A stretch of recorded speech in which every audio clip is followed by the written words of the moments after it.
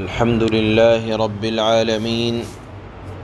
أشهد أن لا إله إلا الله وحده لا شريك له، وأشهد أن سيدنا وحبيبنا وسندنا ومولانا محمد صلى الله تبارك وتعالى عليه وعلى آله وأصحابه وبارك وسلم. أما بعد فأعوذ بالله من الشيطان الرجيم. بسم الله الرحمن الرحيم. ويوم ينفخ في الصور ففزع من في السماوات ومن في الأرض إلا من شاء الله، وكل أتوه داخرين. وترى الجبال تحسبها جامدة وهي تمر مر السحاب، صنع الله الذي أتقن كل شيء، إنه خبير بما تفعلون. من جاء بالحسنة فله خير منها وهم من فزع يومئذ آمنون. ومن جاء بالسيئة فكبت وجوههم في النار هل تجزون إلا ما كنتم تعملون. صدق اللہ مولانا العلی العظیم. اس سے پہلے والی آیات میں اللہ نے یہ بتلایا تھا کہ ہر قوم کے اور ہر زمانے کے جھٹلانے والوں کو اللہ چھانٹ چھانٹ کر الگ الگ کر کے میدان حشر میں قیامت کے دن جمع فرمائیں گے، جہاں اللہ ان سے ان کی دنیا کی زندگی کے بارے میں سوال و جواب کریں گے. اللہ نے فرمایا تھا گزشتہ آیات میں کہ ان سے جب سوال و جواب کیا جائے گا منکرین سے تو وہ کچھ بول نہیں پائیں گے، کیونکہ بولنے کے لیے کچھ ہوگا نہیں، جواب نہیں بن پائے گا. دنیا میں جو ظلم و زیادتی انہوں نے کی ہوگی ظالموں نے، جب وہ ان کے حق میں ثابت ہو جائیں گی تو اس وقت حق کا بکا رہیں گے اور یہ کہیں گے کہ لا یغادر صغیرۃ ولا کبیرۃ الا احصاها، کہ ہماری تو نہ تو چھوٹی کوئی بات چھوڑی نہ بڑی کوئی بات چھوڑی، اس کو محفوظ کر لیا گیا ہے. لہذا آیت میں فرمایا تھا اللہ نے گزشتہ کہ ان کو ان کے ظلموں کا بدلہ خوب ملے گا.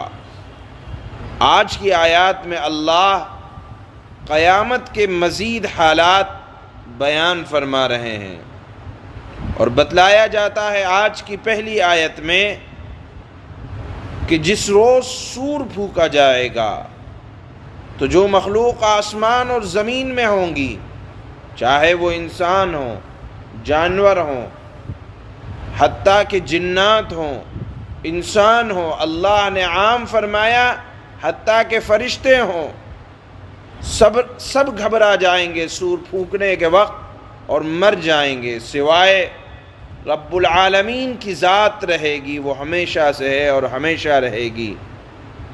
تو جب سور پھونکا جائے گا وہ حالات آج کی آیت میں بیان فرما رہے ہیں. اللہ فرماتے ہیں سب کے اوپر ایک گھبراہٹ طاری ہوگی اور مر جائیں گے، لیکن اللہ نے فرمایا الا من شاء اللہ، کچھ لوگ ایسے بھی ہوں گے کہ جن کے اوپر گھبراہٹ نہیں ہوگی، یعنی جسے اللہ اس دن گھبراہٹ سے محفوظ رکھ لے وہ محفوظ رہیں گے۔ احادیث میں ہے کہ سور پھونکنے والا فرشتہ حضرت اسرافیل جو اللہ کے انتظار میں، حکم الہی کے انتظار میں سور لیے کھڑے ہیں، اور حدیث میں آتا ہے کہ رسول اللہ صلی اللہ علیہ وسلم سے سور کے متعلق پوچھا گیا تو آپ نے فرمایا کہ وہ ایک سینگ کی طرح ہے جس میں سور پھونکا جائے گا۔ اور حضرت ابو ہریرہ کی روایت میں آتا ہے کہ آپ نے فرمایا وہ سینگ ہے ایک بڑے دائرے والا جس کا دائرہ آسمان اور زمین کے برابر ہے، اس میں حضرت اسرافیل سور پھونکیں گے۔ سور کو سمجھنے کے لیے یہ سمجھا جا سکتا ہے، علماء نے لکھا ہے کہ جس طرح بگل پہلے زمانے میں ہوتا تھا اور اس کو بجا کر فوج کو اکٹھا کرنے کا حکم دیا جاتا تھا، اس کے قریب سمجھا جا سکتا ہے کہ اس طرح کی کوئی چیز ہوگی جو آسمان اور زمین کے دائرے کے برابر ہوگی۔ اس میں حضرت اسرافیل علیہ السلام ایک دفعہ سور پھونکیں گے تو سب پر موت طاری ہو جائے گی۔ دوسری طرف دوسری مرتبہ جب سور پھونکا جائے گا تو سب زندہ ہو کر بیٹھ جائیں گے اور زمین کے چپے چپے سے نکل کر میدان حشر کی طرف دوڑنے لگیں گے۔ تو گویا کہ معلوم یہ ہوا کہ ایک مرتبہ سور پھونکنے سے موت آئے گی اور دوسری مرتبہ سور پھونکنے سے لوگ زندہ ہو جائیں گے، اور پھر اس کے بعد میدان محشر کی طرف یا میدان حشر کی طرف سب دوڑ پڑیں گے۔ اس وقت گھبراہٹ کا عالم ہوگا۔ اگر کوئی بچنا بھی چاہے گا، جیسے جب پولیس آتی ہے تو لوگ بھاگنے کی کوشش کرتے ہیں، لیکن وہ جب سور پھونکا جائے گا تو اس وقت تو حکومت بادشاہت اللہ کی ہوگی، کوئی بھاگ بھی نہیں سکے گا۔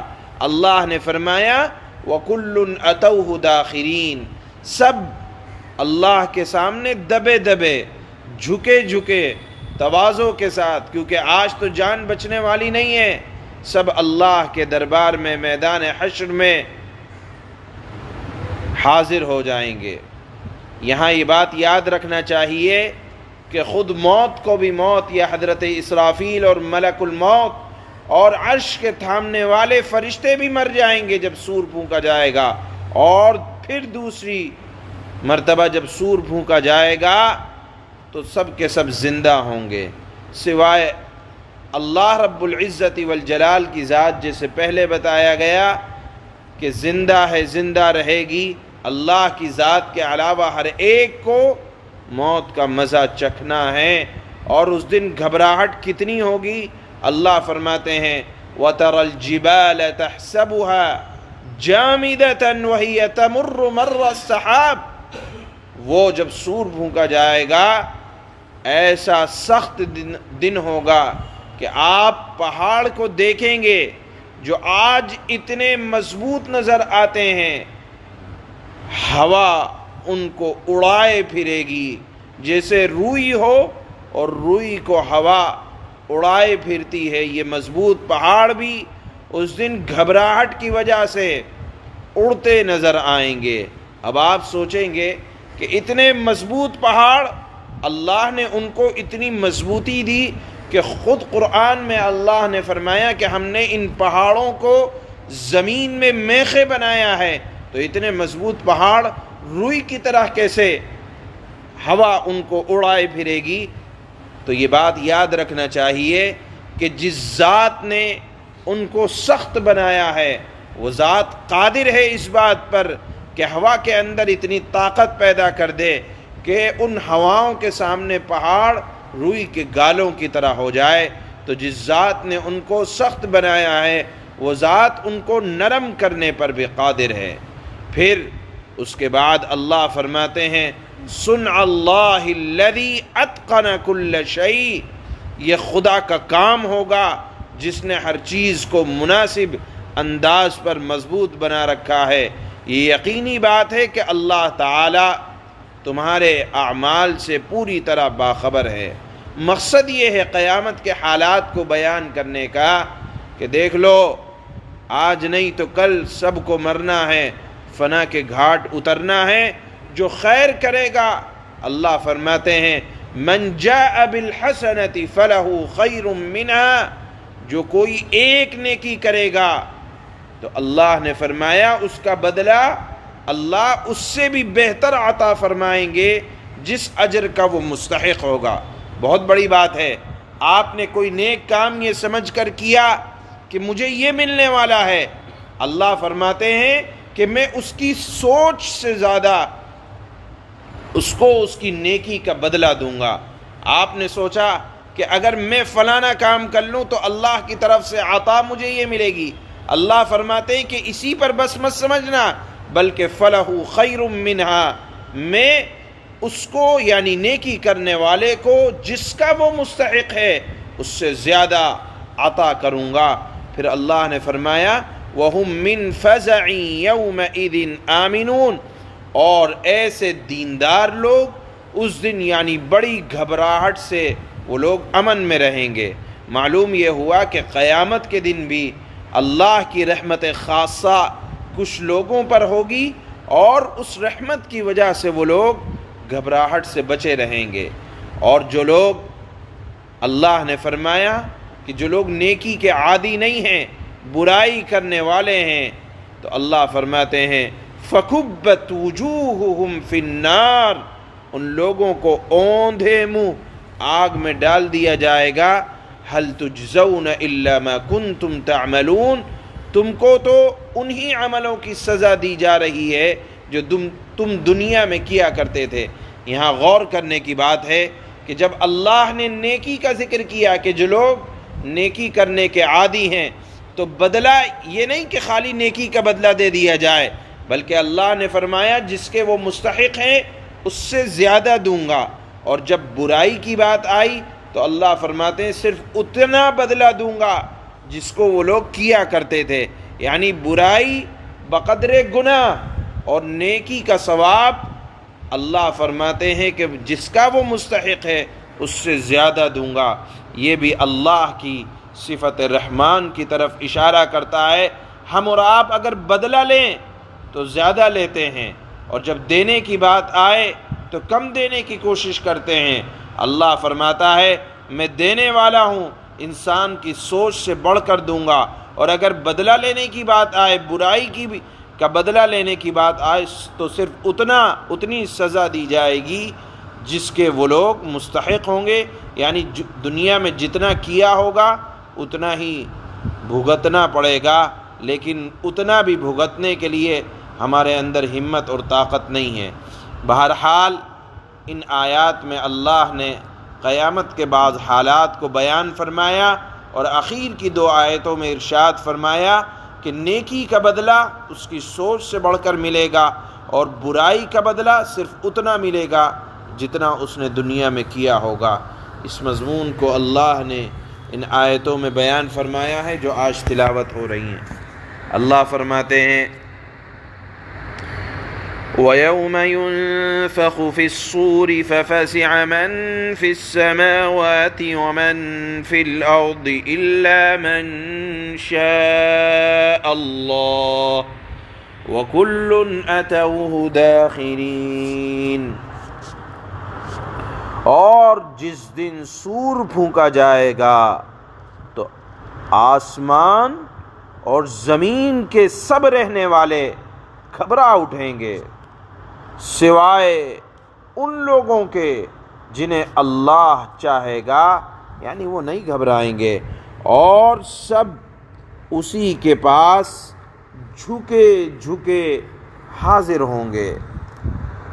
وَتَرَى الْجِبَالَ تَحْسَبُهَا جَامِدَةً وَهِيَ تَمُرُّ مَرَّ السَّحَابِ صُنْعَ اللَّهِ الَّذِي أَتْقَنَ كُلَّ شَيْءٍ إِنَّهُ خَبِيرٌ بِمَا تَفْعَلُونَ۔ اے مخاطب، تم آج پہاڑوں کو دیکھتے ہو تو سمجھتے ہو کہ یہ اپنی جگہ جمے ہوئے ہیں، حالانکہ یہ پہاڑ اس وقت وہ اس طرح پھر رہے ہوں گے جیسے بادل پھرتے ہیں۔ یہ سب اللہ کی کاریگری ہے جس نے ہر چیز کو مستحکم طریقے سے بنایا ہے، یعنی جس ذات نے آج اس کو مضبوط بنایا ہے، قیامت کے دن وہ ذات ان کو اتنا ہلکا کر دے گی کہ ہوائیں اڑائے پھریں گی۔ یقیناً اللہ کو پوری خبر ہے کہ تم کیا کیا کرتے ہو۔ من جاء بالحسنة فله خير منها وهم من فزع يومئذ آمنون۔ جو کوئی بھی بندہ نیکی لے کر آئے گا اسے اس سے بہتر بدلہ ملے گا، اور ایسے لوگ یعنی نیکی کرنے والے لوگ اس دن ہر قسم کی گھبراہٹ سے محفوظ ہوں گے۔ وَمَن جَاءَ بِالسَّيِّئَةِ فَكُبَّتْ وُجُوهُهُمْ فِي النَّارِ هَلْ تُجْزَوْنَ إِلَّا مَا كُنتُمْ تَعْمَلُونَ۔ اور جو کوئی برائی لے کر آئے گا تو ایسے برے لوگوں کو منہ کے بل آگ میں ڈال دیا جائے گا، تمہیں کسی اور بات کی نہیں، انہی اعمال کی سزا دی جائے گی جو تم کیا کرتے تھے۔ سبحان اللہ و بحمدہ، سبحانک اللہم و بحمدک، اشہد ان لا الہ الا انت، سبحان اللہ۔